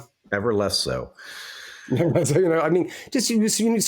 hindsight again, I think that, again, when we started, I said my definition of knowing someone is knowing them for a long period of time, because that gives you multiple interactions over a significant period, which is how you get to know someone.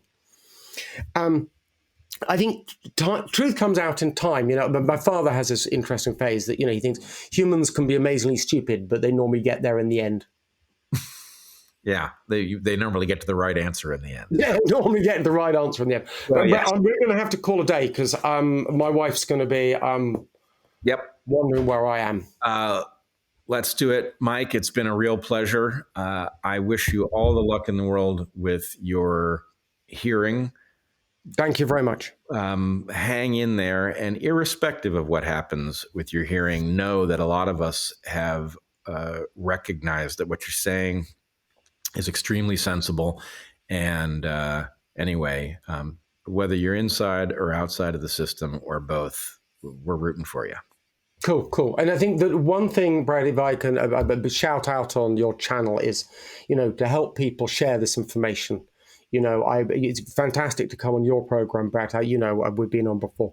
If there's anyone else out there who thinks they would like to interview me on this subject, I think I'd love the airtime to spread this and propagate this message, because I think it's so important. When we're talking about preventing crooked teeth, as well as these other things we think, like sleep apnea, are symptoms of incorrect facial growth.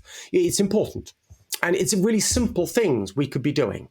Yep, it couldn't be more important, really. So anyway, I hope that many offers of interviews come your way soon.